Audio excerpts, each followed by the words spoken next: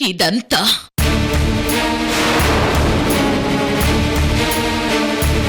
కృష్ణవేణి ఆడించిన నాటకం. కృష్ణవేణి పుట్టింటికి వెళ్ళిపోయింది. నేను వెళ్ళిపోతున్నాను. కృష్ణవేణి లేని ఈ ఇంట్లో నేనుండలేనమ్మా.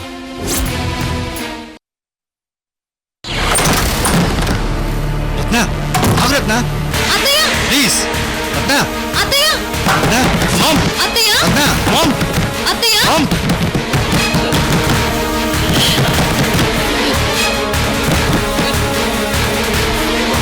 రత్న, ప్లీజ్. Mom, ma'am.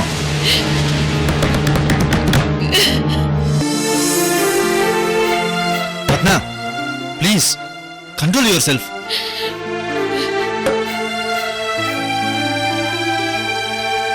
మామ్, అన్నయ్య ఎక్కడికి వెళ్ళు, వచ్చేస్తాడు. ఏడవకు మామ్. వంశీ ప్లీజ్ అత్తయ్య. అత్తయ్య mom. Ratna, please Ratna, door తీ. వంశీ రత్న, మామ్.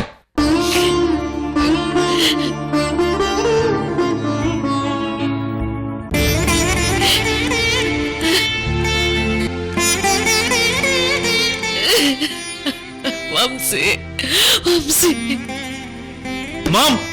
అత్తయ్య. Ratna, please control your self.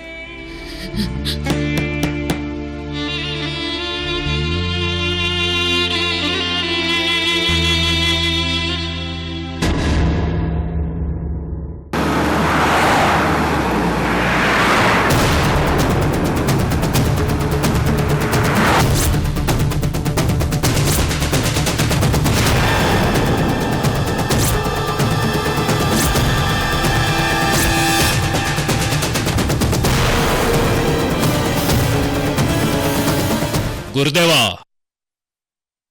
నా ఒంటిలోకి శక్తి ప్రవేశిస్తోంది.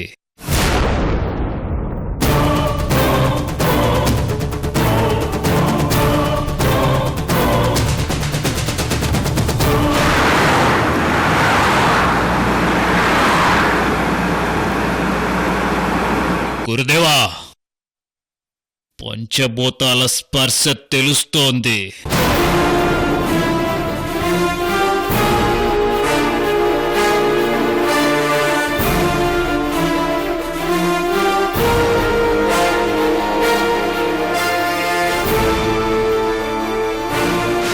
బం బం భోలేనాథ్.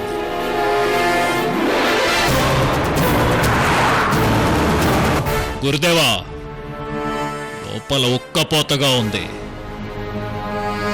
అంటే నాకు స్పర్శ తెలుస్తోంది.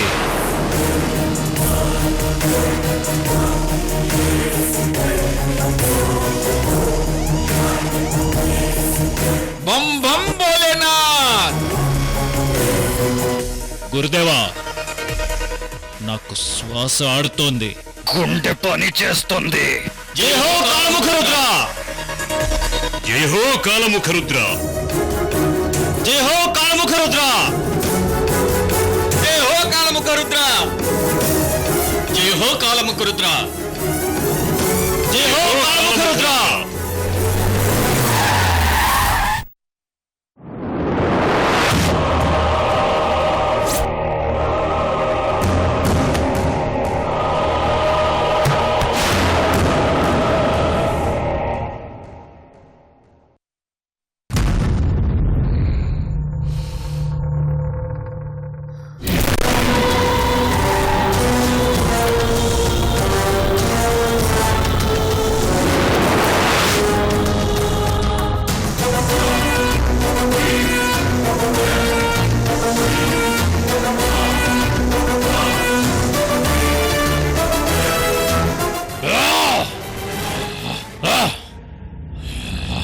గురుదేవా,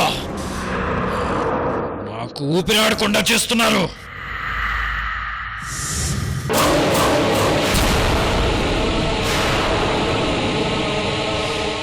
ఎవరది? నా ప్రాణ ప్రాణాలు తీయడానికి వచ్చింది ఆ, ఎవరది?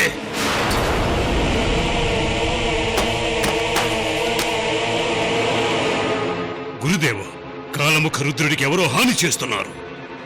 పెట్టి తెరవండి.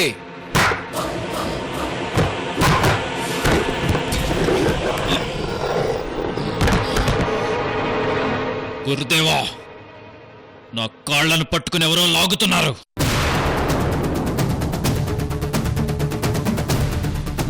నా నా ముక్కు పట్టుకుని ఊపిరాడకుండా చేస్తున్నారు. గురుదేవా, ఇప్పటిదాకా మా దేవాది దేవుడు బ్రతికాడనుకున్నాం. ఇంతలో ఏంటి ఉపద్రవం?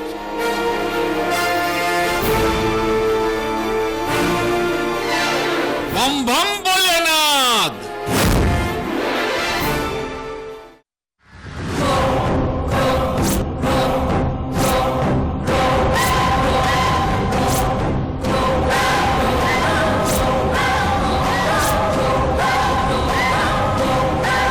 గురుదేవా, ఎవరు వీళ్ళు?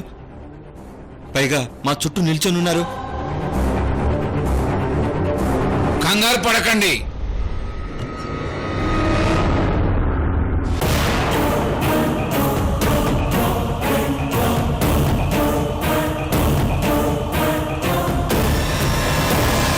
వీళ్ళు ఆత్మలు, మీలాగే మన కాలముఖ రుద్రుడికి అనుచరులు.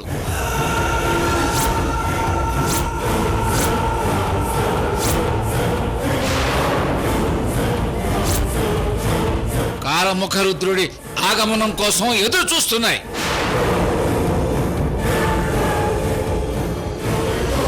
బం బం భోలేనాథ్.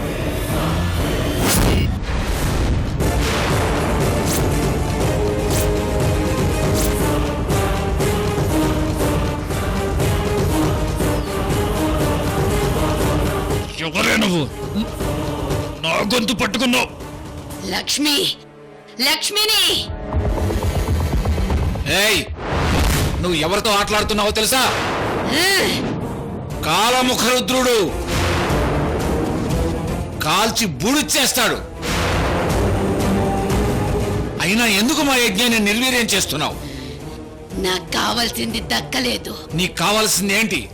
అది చెప్పడానికి ముందు నువ్వు నాకు మాట ఇవ్వాలి. నేను ఎవరికీ మాట ఇవ్వను. నాకు నీ సహాయం కావాలి. నేను ఆత్మలకు సహాయం చేయను. నువ్వు సహాయం చేయకపోతే ఈ యజ్ఞాన్ని నేను జరగనివ్వను. బం బం భోలేనాథ్.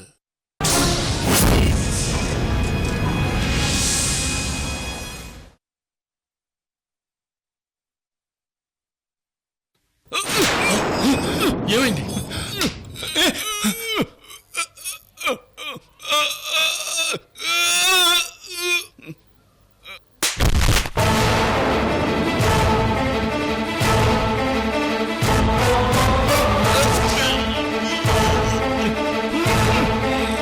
ఏయ్, ఆగు.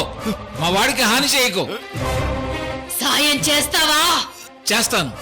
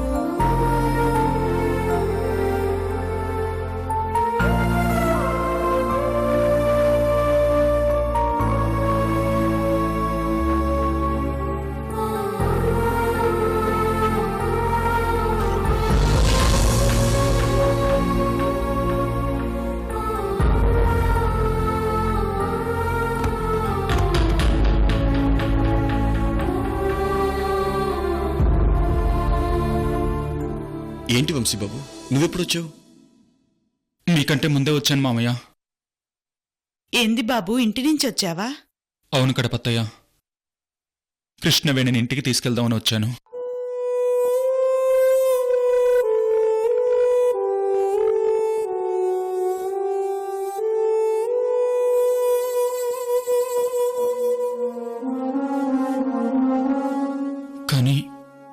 కృష్ణవేణి రానంటుంది.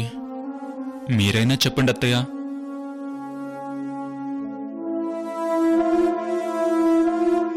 ఏంటమ్మా, అబ్బాయి రమ్మని పిలుస్తున్నాడు కదా. అవును కృష్ణవేణి, తన తప్పు తెలుసుకుని వచ్చినారు. వెళ్ళు కృష్ణవేణి. కృష్ణవేణి రాదు వంశీబాబు.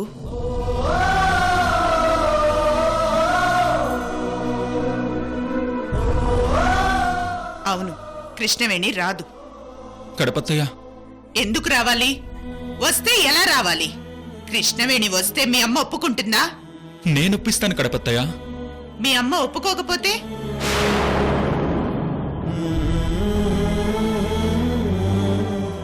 ఇంత గొడవ జరిగినా మీ అమ్మ నేనేం తప్పు చేయలేదు అన్నట్టుగానే మాట్లాడుతోంది.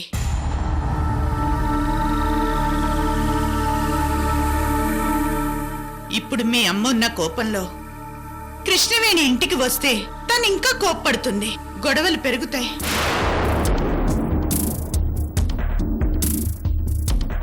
లేదత్తయ్య, అమ్మా నా మాట అంటే వింటుంది. మీ అమ్మ సంగతి పక్కన పెట్టు, నీ గురించి చెప్పు. పేరుకు ముందు శ్రీమాన్ యార్లగడ్డ అన్న మీ జమీందారు పేరును తీసేస్తే నువ్వేంటి బాబు?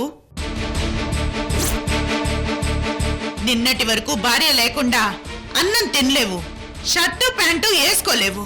అలాంటిది ఈ రోజు బాగవగానే 2000 కోట్లకి చైర్మన్ అయ్యావు. అవి లేకపోతే నువ్వేంటి?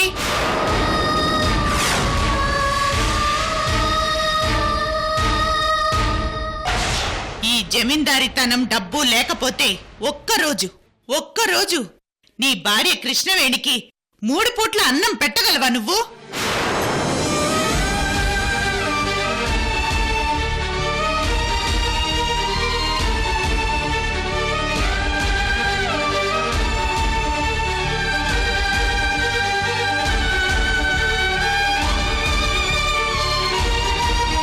కృష్ణవేణిని ఇంటికి తీసుకెళ్తే నిన్ను కూడా కృష్ణవేణితో పాటు బయటికెళ్ళు అంటే నీ పరిస్థితి ఏంటి? ప్రేమగా ఒక్క పట్టుచీర కొనగలవ నువ్వు?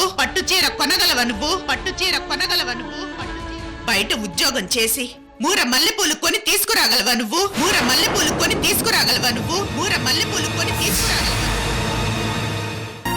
రోడ్డు మీద రౌడీ వెధవలు నీ భార్యని అల్లరి చేసి ఆట పట్టిస్తుంటే వాళ్ళ దగ్గర నుంచి కాపాడగలవా నువ్వు?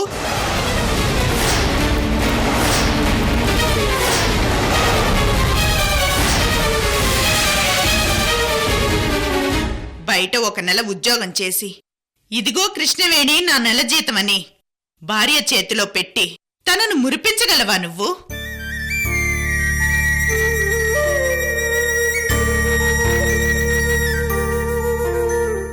ఇవన్నీ ఎందుకు చెప్తున్నానంటే మీ అమ్మకి ఇష్టం లేకుండా ఆ ఇంట్లో నా బిడ్డ అడుగు పెట్టలేదని నాకు తెలుసు. కానీ నువ్వు గొడవ చేసి నీ భార్యని ఇంట్లోకి తీసుకెళ్ళడం నాకిష్టం లేదు. అందుకే ఇలా మాట్లాడుతున్నాను, అంతే తప్ప నిన్ను బాధ పెట్టాలని కాదు వంశీబాబు.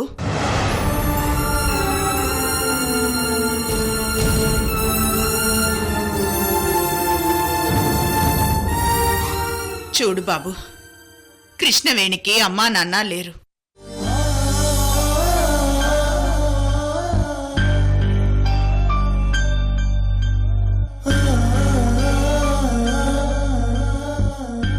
తన మేనమామ మా ఇంట్లో అల్లారు ముద్దుగా పెంచారు.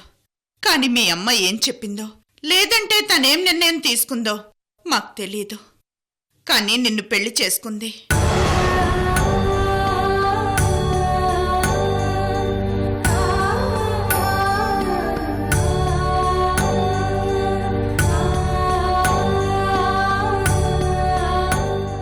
నిన్ను పెళ్లి చేసుకున్నాక దేవుళ్లాంటి మావయ్యకు దూరమయ్యింది. ఆ తర్వాత మేము అపార్థం చేసుకున్నాం.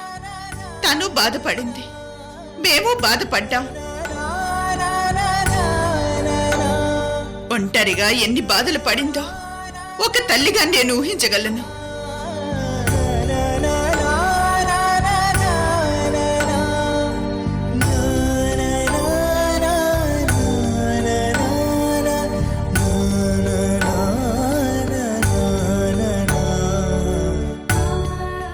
అమాయకంగా పిచ్చోళ్ళ ఉండేవాడివి. చిన్న పిల్లాళ్ళ నిన్ను చూసుకునేది. ఏ సుఖం లేకుండా ఎండిపోయిన చెట్టులా నా బిడ్డ ఉండిపోయింది.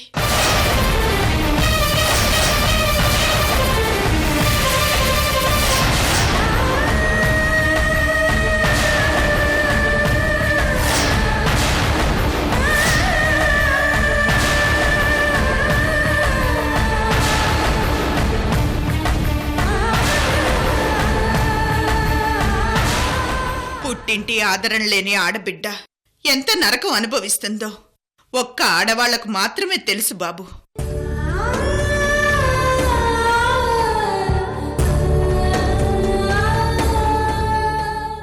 ఇటు మాకు చెప్పుకోలేక అటు నీకు చెప్పుకోలేక ఒంటరితనంతో ఎన్ని కన్నీళ్లు పెట్టుకుందో ఆ దేవుడికే తెలియాలి.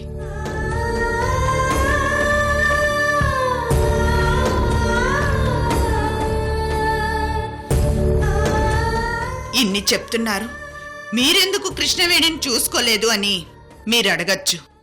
అప్పుడు మేము అర్థం చేసుకోలేకపోయాం. ఇప్పుడు అర్థం చేసుకున్నాం. అందుకే తల్లిగా నా బాధ్యత గుర్తొచ్చి నా బిడ్డ గురించి, నా బిడ్డ భవిష్యత్తు గురించి భయం వేసి మాట్లాడుతున్నాను.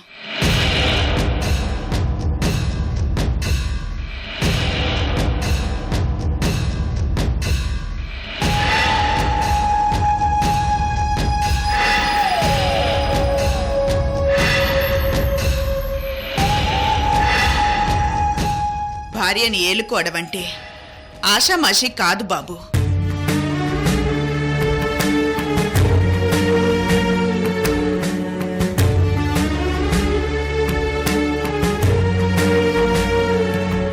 అయినా నువ్వు గెంటేసినప్పుడు వెళ్ళిపోవడానికి, రమ్మన్నప్పుడు రావడానికి భార్య అంటే కట్టు బానిస కాదు, కట్టుకున్న భార్య.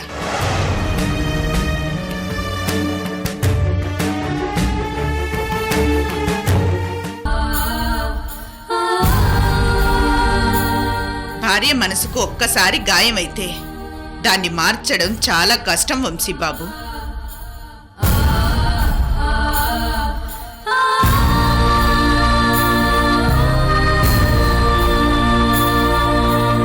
నా బిడ్డ మనసును అర్థం చేసుకోగలవా? చెప్పు బాబు.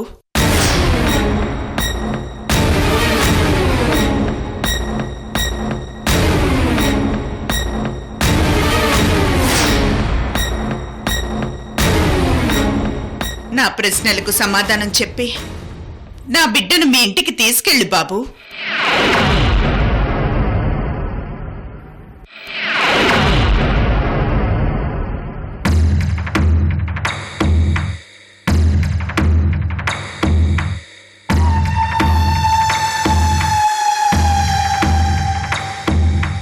ఏంటి బాబు మాట్లాడో? అత్తయ్య, మీరు అడిగిన ప్రశ్నలకు సమాధానం చెప్పడానికి నాకు కొంత టైం కావాలి.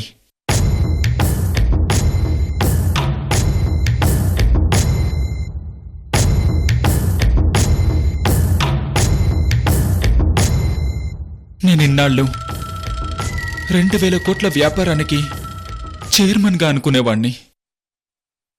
శ్రీమాన్ యార్లగడ్డ అనే ఇంటి పేరు లేకపోతే ఈ వంశీ ఏంటన్నది నాకు తెలియదత్తయ్య.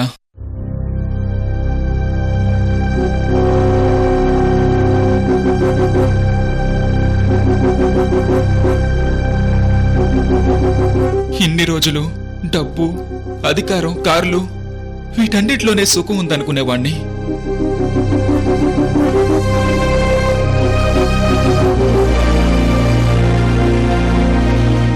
అసలు సుఖం, సంతోషం అంటే అది ప్రేమలో దొరుకుతుందని తెలుసుకోలేకపోయాను.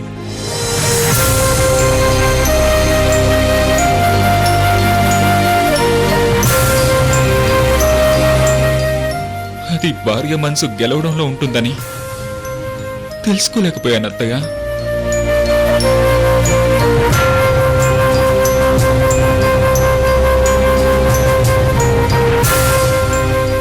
యార్లగడ్డ అన్న మా ఇంటి పేరు కాని, జమీందారీతనం కాని ఇవేమీ లేకుండా ఉద్యోగం సంపాదిస్తాను.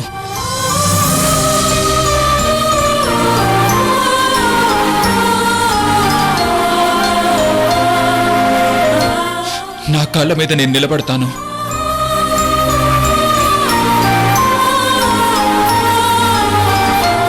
ఉద్యోగం సంపాదిస్తాను. కృష్ణవేణి మనసు గెలుచుకుంటాను గణపతయ్య.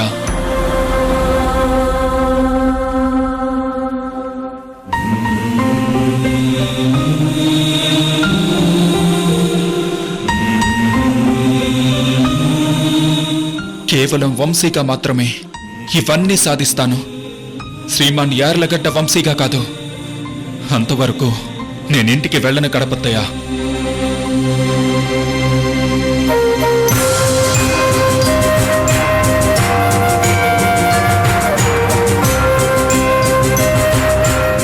నీ ప్రశ్నలకు సమాధానం చెప్పి నేను కృష్ణవేణి మనసును గెలుచుకుని భర్తగా తనను తీసుకుని ఇంటికి వెళ్తాను గణపతయ్య.